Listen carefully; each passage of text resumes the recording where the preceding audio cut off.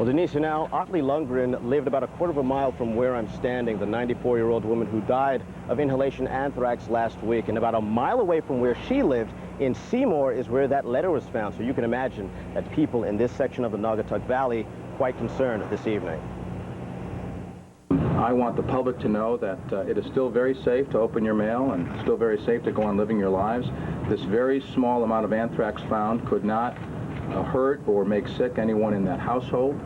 Governor Rowland is trying his best to reassure Connecticut after he told the state that trace amounts of anthrax were found on a letter from this home at 88 Great Hill Road in Seymour. Frank Agello lives next door. Well, my wife suggested that when we take in the mail now, we put gloves on and open it in the garage. The letter in question came from this mailbox, which is about a mile away from where 94-year-old Otley Lundgren lived. The Oxford woman died as a result of inhalation anthrax the day before Thanksgiving. We're just around the corner down the hill, and we stopped the kids from getting the mail out of the mailbox about a week ago.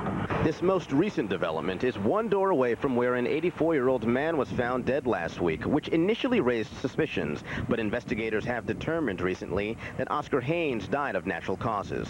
He was getting up there in age, and he wasn't too well, but he was out and around.